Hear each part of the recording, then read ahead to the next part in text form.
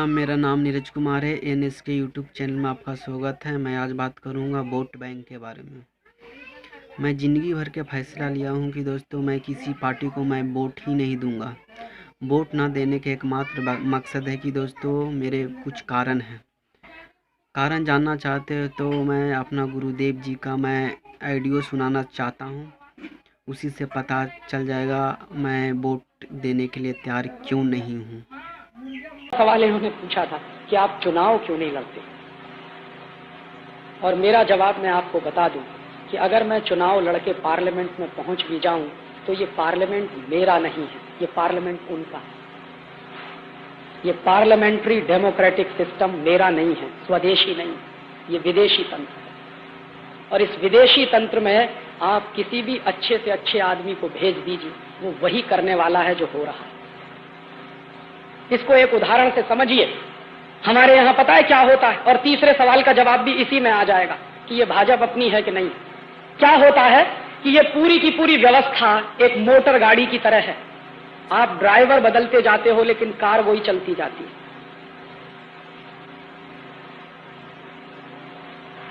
है। एक ड्राइवर बदला, दूसरा आया, दूसरा बदला, तीसरा आया, तीसरा बदला, चौथा चला आया, चौथा बदला, पांचवा आया, लेकिन आप दुर्भाग्य से वो कार नहीं बदल रहे हो, ड्राइवर बदल रहे हो। तो कार को जो करना है वो करने वाली। और धीरे धीरे एक दिन आपको ये समझ में आएगा कि अभी तो वो इंडियन ड्राइवर से काम चला रहे हैं, 4-5 साल और रुक जाइए, इंडियन ड्राइवर को निकाल के बाहर कर देंगे, खुद बैठने वाले हैं स्टीयरिंग सीट पे। जो मैंने बताया आपको कि पार्लियामेंट में वो पहुंचने वाले, तो फिर आपके ड्राइवर की भी जरूरत नहीं। इसलिए कोई पार्टी आपकी हो नहीं सकती। और इस पर बहुत गंभीरता से सोचिए कि क्या हमको पार्लियामेंट्री डेमोक्रेटिक सिस्टम चाहिए। और मैं आपसे पूरे गंभीरता से कह रहा हूं कि दुनिया के उन तमाम देशों में जहां पार्लियामेंट्री डेमोक्रेटिक सिस्टम चल रहा है, फेल हो गया है। किसी भी देश में, चाहे अमेरिका में, चाहे ब्रिटेन में, चाहे जर्मनी में, चाहे फ्रांस में, हर देश में क्राइसिस है पॉलिटिक्स में, और वो क्राइसिस इस सिस्टम की है, और वही सिस्टम हम चला रहे हैं। तो इस पार्लियामेंट्री डेमोक्रेटिक सिस्टम में आप बिल्कुल उम्मीद मत करिए कांग्रेस को हटा दीजिए जनता दल आ जाएगा, जनता दल को हटा दीजिए सीपीएम को ले आइए, सीपीएम को हटा दीजिए बीजेपी को ले आइए, काम सबके वैसे ही होने वाले। और नहीं हो तो करके देख लीजिए। गुजरात में तो आपने सारे प्रयोग किए, देख लीजिए आप इसको हमारी आंखों के सामने। महाराष्ट्र में प्रयोग चली रहा, राजस्थान में प्रयोग चली रहा। आप इन तीनों प्रदेशों में से कोई एक प्रदेश बता दीजिए जहां विदेशी कंपनियां नहीं आ रही, या इनकी सरकारें कुछ और काम कर रही हो पुरानी सरकारों से अलग। सब तो एक ही तरह का काम कर रहे हैं। और मैं तो कभी कभी ये बात गंभीरता से कहता हूं, लेकिन मजाक की बात है। मैं कहता हूं कि हर पार्टी का चुनाव घोषणा पत्र उठा लीजिए आप, और उसका कवर पेज फाड़ दीजिए, और उसके बाद गड्ढमड्ढ कर दीजिए, और मैं आपको दे दूं, आप बता नहीं सकते कि कौन सा घोषणा पत्र किस पार्टी का।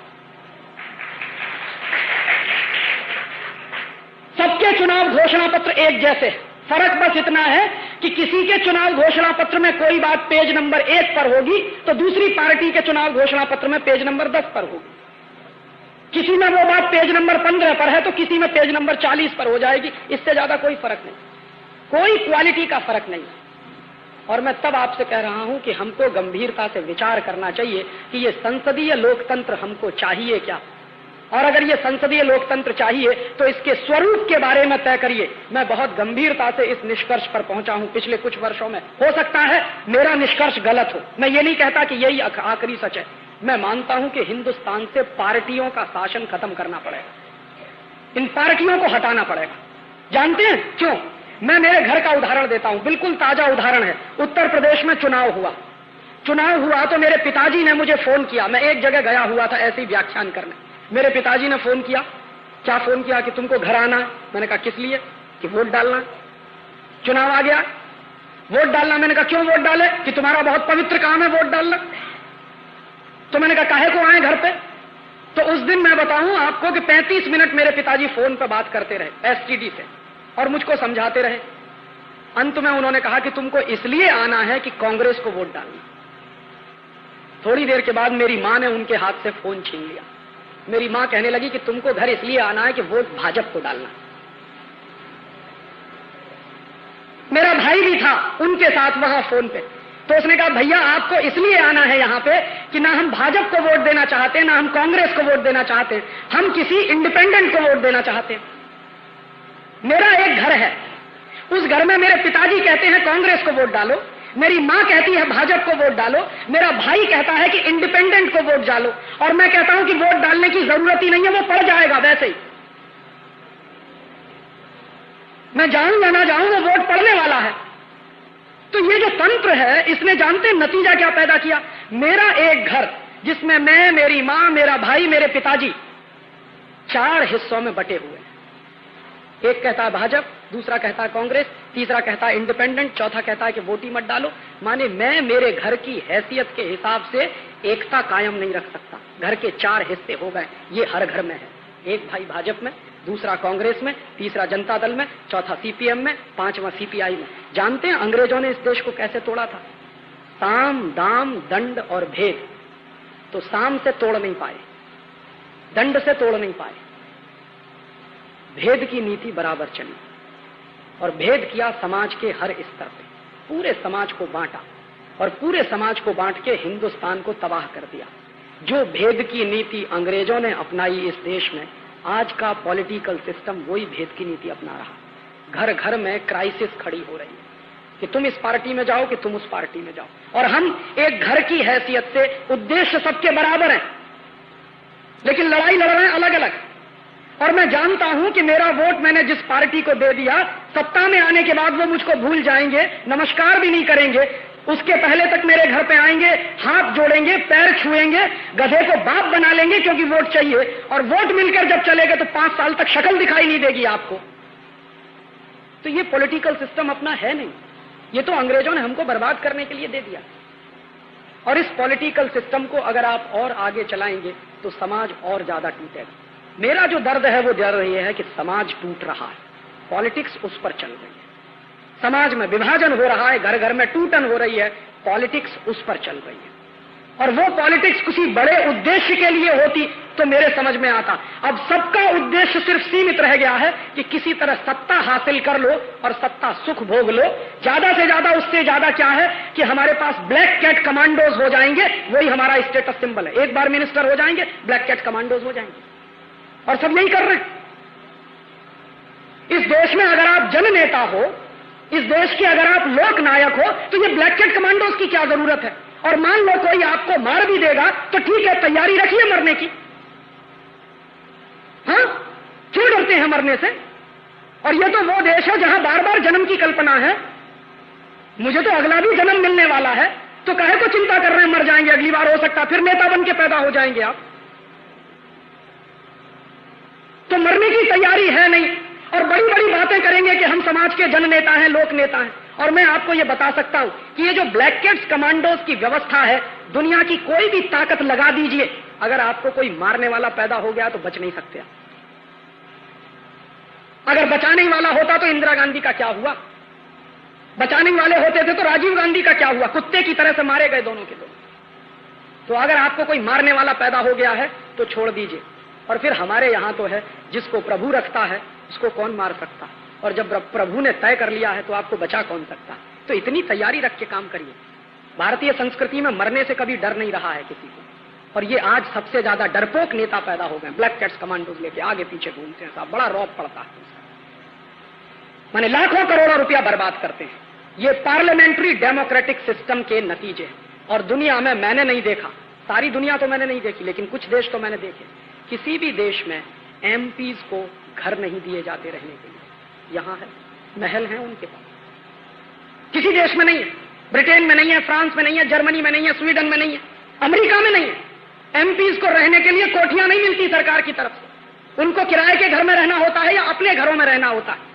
ये अंग्रेजों ने व्यवस्था डाली हिंदुस्तान में, और अंग्रेजों की डाली हुई व्यवस्था आज भी चल रही है। एक एक एमपीज के पास 2-2 घर है, 3-3 घर है। एक घर पार्टी को दे रखा है, एक घर अपने लिए। काहे के लिए भाई? किराए के घर में रहिए। और इनको आप कहते हो कि ये सब समाज से भी तनख्वाह लेके काम करने वाले क्लर्क हो गए हैं सबके सब। ये नेता?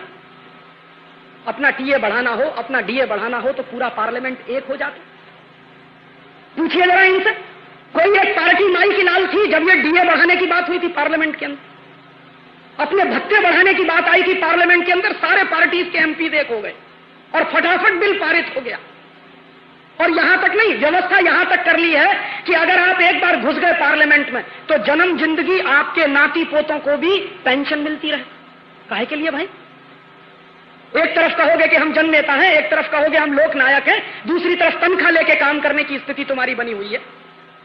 तनख्वाह लेके काम तो क्लर्क करता है, जननेता तो नहीं करता इस देश में काम। तो कहें पार्टियां घोषणा करें कि हमारे एमपी तनख्वाह नहीं लेंगे, तो आप कहोगे कि भरण पोषण की व्यवस्था वो हम करेंगे, समाज के लोग करेंगे।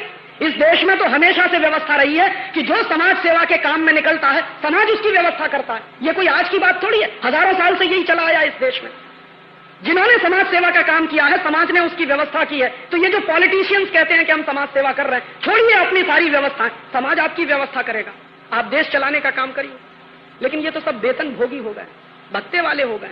टीएडीए इनके बढ़ने चाहिए ऐसे जैसे दूसरे लोगों के बढ़ते जाते हैं, और बराबर बढ़ते चले जा रहे हैं। अभी नया पे कमीशन बिठा दिया, तो उस पे कमीशन के माध्यम से अधिकारियों की तनख्वाह बढ़ेगी, तो एमपीज एमएलए की भी तनख्वाह बढ़ाने का काम चालू है। ये काहे का पॉलिटिकल सिस्टम? इसलिए दोस्त, मैं इस पॉलिटिकल सिस्टम में जाने का माने इस देश से गद्दारी समझता हूं, इसलिए मैं चुनाव नहीं लड़ता। और मैं आपको एक बात और बता दूं कि चुनाव लड़के पार्लियामेंट में जाके कभी क्रांति नहीं हो सकती। मैंने बड़े बड़े दिग्गजों को देखा है, मैंने मेरी आंखों से देखा। जो बड़े बड़े दिग्गज हैं, जो आंखों में सपने लेके क्रांति के, बगावत के, ये और वो, और यही दिग्गज बड़ा झंडा लेके 1977 में पहुंचे थे पार्लियामेंट के।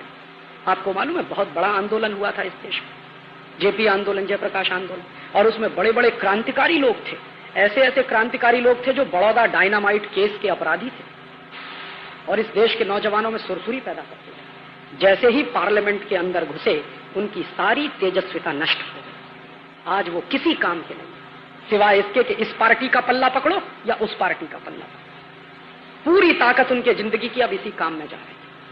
ऐसे क्रांतिकारियों को हमने देखा है जो आग उगलते थे जब पार्लियामेंट के अंदर नहीं गए थे, और अब पार्लियामेंट में जाने के बाद मुंह सूख गया है उनका, जवाब नहीं दे सकते हैं, उनसे सवाल पूछ लेते तो इस पार्लियामेंट में कुछ है नहीं।